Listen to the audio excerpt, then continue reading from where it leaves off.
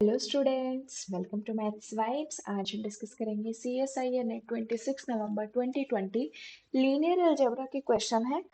Part C में पूछे गए थे। फर्स्ट क्वेश्चन जो हम डिस्कस कर रहे हैं, क्वेश्चन आईडी है 5, 6, 7।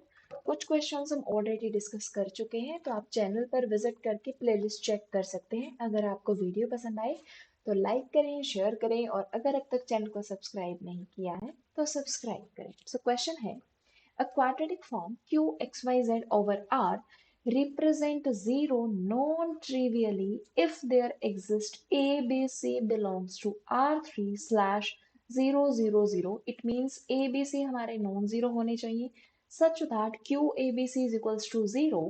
Which of the following quadratic form over R represent 0 trivially?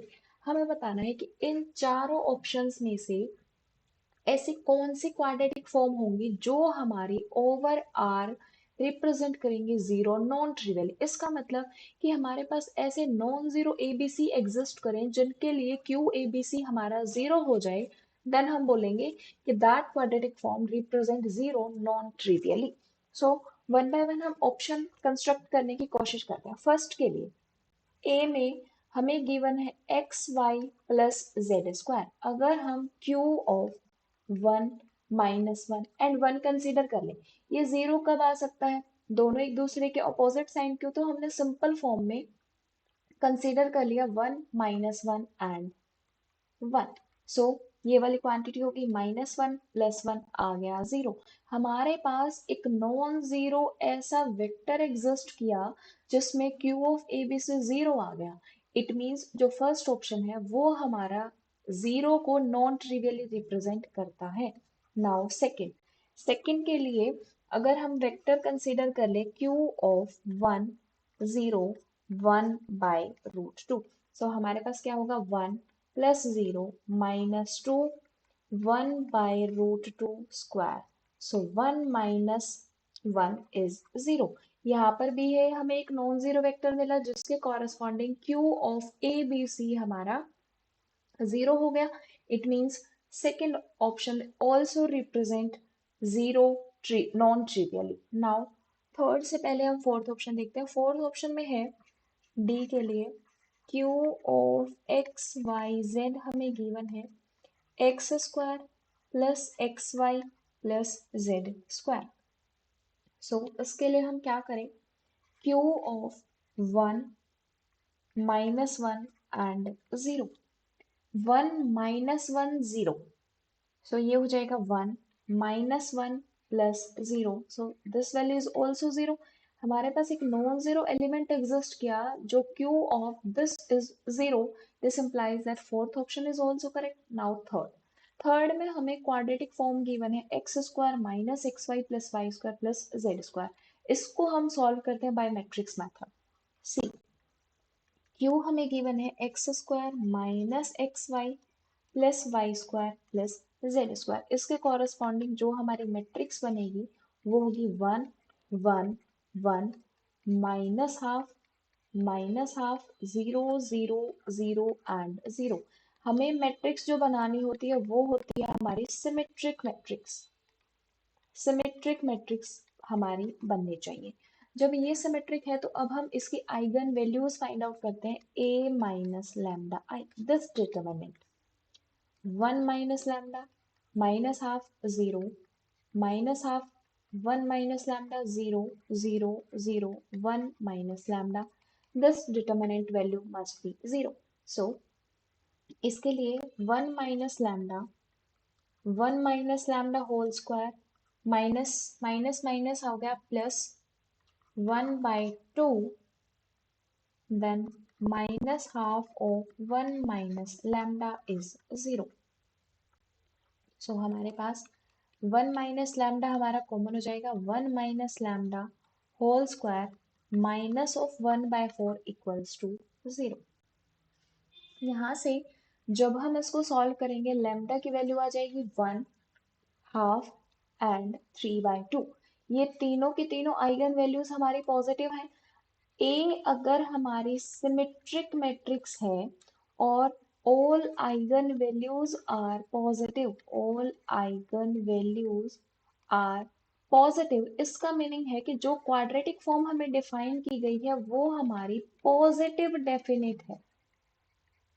अगर क्वाड्रेटिक फॉर्म हमारी पॉजिटिव डेफिनेट है, इसका मीनिंग है कि चाहे हम कोई भी non zero A B C choose कर ले, हमारे पास क्वाड्रेटिक फॉर्म हमारी ये वैल्यू कभी भी जीरो नहीं आएगी। सो थर्ड ऑप्शन हमारा इनकरेक्ट हो जाएगा। इस क्वेश्चन के करेक्ट आंसर है first, second and fourth. And जो नेक्स्ट क्वेश्चन है वो हमारा पार्ट सी में पूछा गया, लीनियर अलजेब्रा से ही है। So this is linear algebra part C, ID is 5, 6, 8. So, for Q, X, Y, Z be a real quadratic form, which of the following statements are true? हमें चार option दिए गए हैं और बताना है कि इन चारों में से कौन सा ऑप्शन हमारा ट्रू होगा। वन बाय वन हम ऑप्शंस के साथ डील करते हैं। फर्स्ट में है कि Q of x1 plus x2 comma yz is equals to Q of x1 comma y comma z plus q of x2 comma y comma z for all x1 x2 y and z। इस option को अगर हमें discard करना हो तो हमें अपनी मर्जी से एक ऐसी क्वाड्रेटिक फॉर्म चूज करनी पड़ेगी जो इस इक्वालिटी को होल्ड ना करे। सो इसके लिए हम कंसिडर करते हैं let option A q of x y z is x square for all x y z belongs to R। So Q of x1 plus x2 y and z, ये हमारे पास क्या होगी x1 plus x2 whole square and Q of x1 y z, ये होगी हमारी x1 square and Q of x2 y z, ये होगी हमारी x2 स्क्वायर। अगर हम इन दोनों को ऐड करें so Q of x1 y z plus Q of x2 y z, ये इक्वल होगा x1 square plus x2 square के। This is not equals to Q of x1 plus x2 y and z, दोनों equal नहीं है। So first option हमारा discard हो जाएगा। इस क्वेश्चन में हमें अपनी ही चॉइस से ऐसी क्वाड्रेटिक फॉर्म चूज करनी है जिनके लिए हम ये कुछ ऑप्शंस डिस्कार्ड कर पाए। सो ये एग्जांपल कंसीडर करके हमने फर्स्ट तो डिस्कार्ड कर दिया।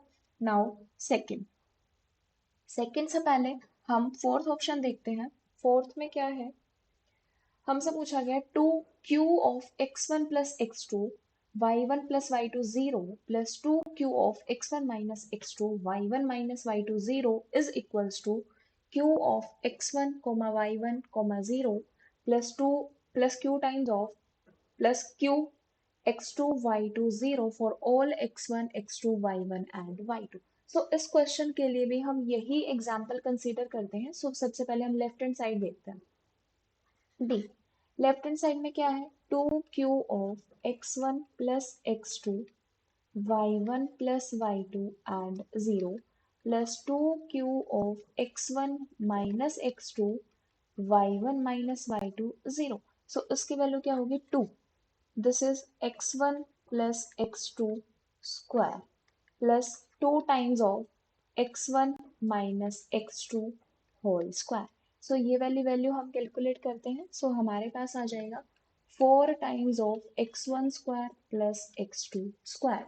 Now right hand side, right hand side में हमें क्या गिवन है, q of x1 y1 0 and q of x2 y2 0। Right hand side में q of x1 y1 0 and q of x2 y2 0। So x1 y1 0 ये क्या हुआ x1 square, ये इसकी वैल्यू क्या हुई x2 square. Left hand side and right hand side हमारी equal नहीं है, left hand side and right hand side दोनों इक्वल नहीं है। इसका मीनिंग है कि फोर्थ ऑप्शन भी हमारा इनकरेक्ट होगा। सो फोर्थ हमारा इनकरेक्ट हुआ। नाउ सेकंड, सेकंड में क्या है कि q of x1 plus x2 y1 plus y2 0 plus q of x1 minus x2 y1 minus y2 0, ये हमें इक्वल दिखाना है two times of q1 q of x1 y1 0 and two times of q x2 y2 0 for all x1 x2 y1 and y2। So third second option के लिए late Q of x is x transpose AX for all x belongs to R3। ये हमारी quadratic form है जहां पर जो A है वो हमारी 3x3 की सिमेट्रिक मैट्रिक्स है। सिमेट्रिक मैट्रिक्स है। सो अब अगर हम ऑप्शन में देखें तो क्या है, x1 plus x2, y1 plus y2 and 0 इस तरीके से है। सो हम डिफाइन करते हैं Q of x plus y. Q of x plus y क्या होगा, x plus y transpose A x plus y. Similarly Q of x minus y क्या होगा, x minus y transpose A x minus of y. अगर हम Q of x plus y को open करें तो हमारे पास होगा x transpose A x plus x transpose A y plus y transpose A x plus y transpose A y।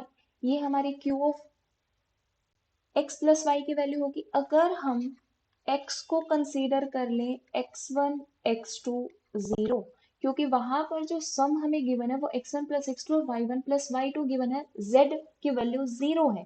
And y को consider कर लें y1 y2 and 0। Then option में हमें दोनों को ऐड करना है। So Q of x plus y plus Q of x minus y, यहां से हमारे पास इक्वल होगा। अब देखिए x ट्रांसपोज A x ये क्या रिप्रेजेंट करता है, Q x को। And y transpose A y ये क्या रिप्रेजेंट करता है, Q ऑफ y। सो हमारे पास होगा Q x plus q y plus x transpose A y plus y transpose A x plus q x plus q y minus x transpose A y minus y transpose A x. So ये हमारे plus minus ये quantities cancel हो जाएंगी। So this is equals to 2 times of q x plus 2 times of q y. यही हमें option में prove करना था। सो सेकेंड ऑप्शन हमारा करेक्ट होगा। सो सेकेंड हमारा करेक्ट। थर्ड में पूछा गया Q of x1 plus x2 y1 plus y2 z1 plus z2 is equals to Q of x1 y1 z1 plus Q of x2 y2 z2 for at least one choice of x1 x2 y1 y2 z1 z2। मतलब हमारे पास x1 x2 y1 y2 z1 z2 की एक भी, कम से कम एक भी ऐसी choice exist कर जाए जिसके लिए ये इक्वालिटी होल्ड करती है या नहीं। अगर हम इन 6 के 6 क्वांटिटीज को 0 कंसीडर कर लें, और देखते हैं see if x1 x2 y1 y2 z1 z2 ये हो गया 0। जब ये हमारा 0 हुआ सो Q of x1 plus x2 y1 plus y2 z1 plus z2 ये क्वांटिटी हमारी 0 होगी। क्वाड्रेटिक फॉर्म डिफाइन है, ये क्वांटिटी 0 होगी। और Q of x1 y1 z1 ये 0 होगा। Q of x2 y2 and z2 ये वाली क्वांटिटी भी 0 होगी। सो हम इसको लिख सकते हैं, ये 0 है तो हम इसको लिख सकते हैं Q of x1 y1 z1 plus Q of x2 y2 z2। हमारे पास इन 6 क्वांटिटीज की एक ऐसी चॉइस एग्जिस्ट कर गई जिसके लिए ये हमारी इक्वालिटी होल्ड करती है। सो थर्ड ऑप्शन भी इसका हमारा करेक्ट हो जाएगा। सो इस क्वेश्चन के करेक्ट ऑप्शन होंगे second and third. Thank you.